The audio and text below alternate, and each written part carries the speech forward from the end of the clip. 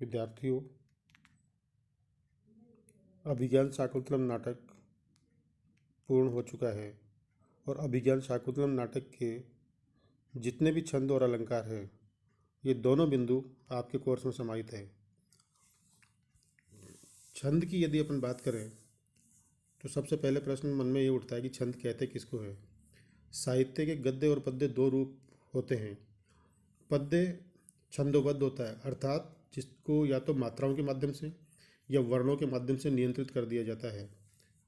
जिसमें वर्णों की मात्रा निश्चित होती है उसको वार्णिक, और जिसमें मात्राएं निश्चित होती है उसको मात्रिक व्रत कहते हैं।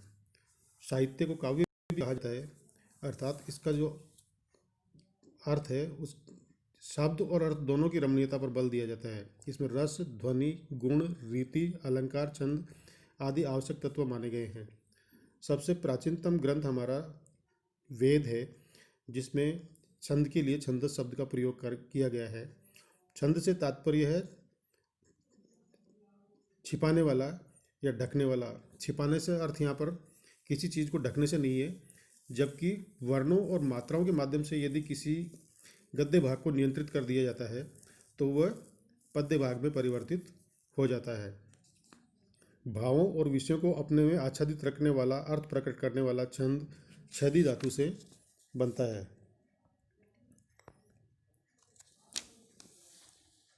अनियंत्रित वर्ण रचना को गद्य कहते हैं और छंदोबद्ध नियंत्रित रचना को पद्य या श्लोक कहते हैं।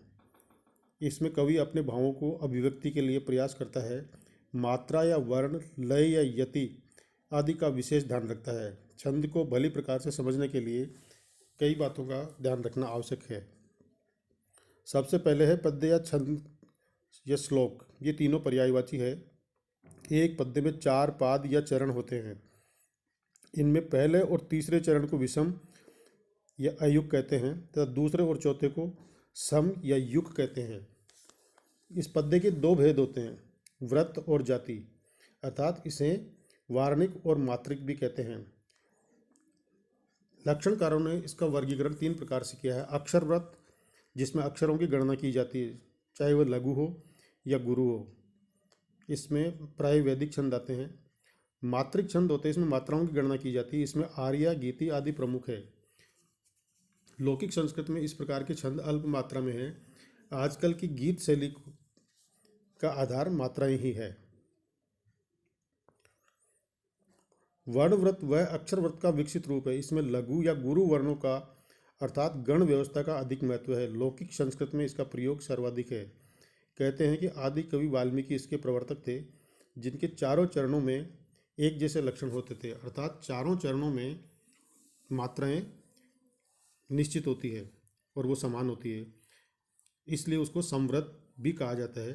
अर्थात जिसके प्रथम और तृतीय चरण में समान मात्राएं होती है और द्वितीय और चतुर्थ वर्ण में समान मात्राएं होती है, उसको अर्धसमव्रत, और जिसके चारों चरण भिन्न भिन्न प्रकार के होते हैं उसको विषम व्रत कहा जाता है।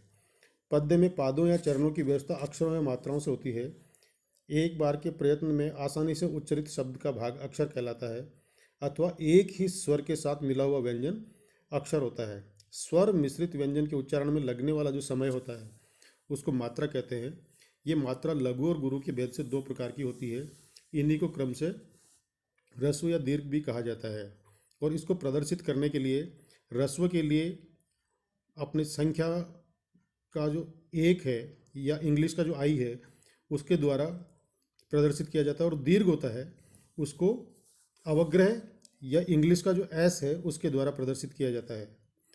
चौथी बात है, पद्य के उच्चारण में श्वास लेने हेतु क्षण भर रुकने का जो व्यवस्थित स्थान होता है उसको यति या विराम कहते हैं। कितने अक्षरों के बाद रुका जाए, इसके लिए छंदों की परिभाषा में कुछ प्रतीकात्मक शब्दों का प्रयोग किया जाता है जो निश्चित संख्या के अक्षरों को संकेत करते हैं। 5वां है, जो स्वर वर्ण होते हैं ए, ई, उ और री, और इनमें मिले हुए व्यंजन होते हैं वो लघु होते हैं और उन्हें एक मात्रा माना जाता है।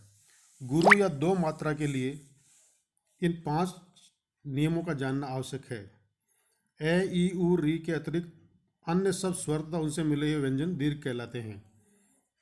अनुस्वार वाला अक्षर हमेशा दीर्घ होता है।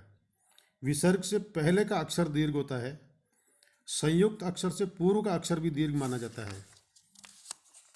यदि किसी चरण के अंत में लघु अक्षर हो तथा परिभाषा के अनुसार उसे गुरु होना चाहिए तो विकल्प से उसको गुरु मान लिया जाता है। ऐसी स्थिति में उस अक्षर पर तो लघु का चिन्ह लगाएंगे।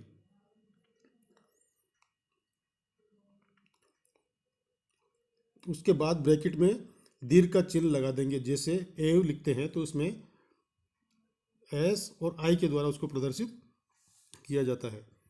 पद्य या छंद में गण व्यवस्था का भी महत्वपूर्ण स्थान है। कुल 8 गण होते हैं। प्रत्येक गण में 3 अक्षर होते हैं।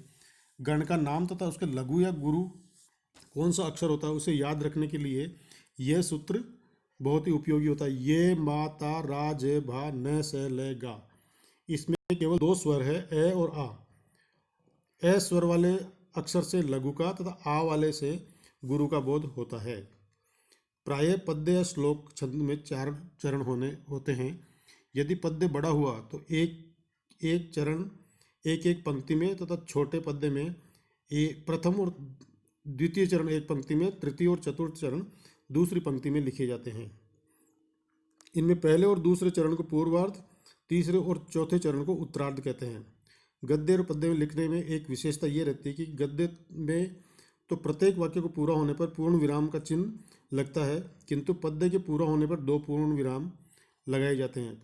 पद्य के 4 चरणों में से दूसरे चरण की समाप्ति पर 1 पूर्ण विराम का चिन्ह लगाया जाता है। वार्णिक छंदों में अक्षरों की गणना प्रमुख होती है। सम छंद के 4 चरणों में एक सी वर्ण व्यवस्था तथा एक सी संख्या के अक्षर होते हैं, किंतु अर्ध सम में कभी कभी पहले और तीसरे चरण में तथा दूसरे और चौथे चरण में समान अक्षर होते हैं। अतः सबसे आसान तरीका यह है कि यदि छंदों के नाम या लक्षण याद हैं तो उनके अक्षरों को गिनने से पता चल सकता है कि इसमें कौन सा छंद होता है। इसलिए एक तालिका जो दी गई है इसका स्मरण करना आवश्यक है। धन्यवाद।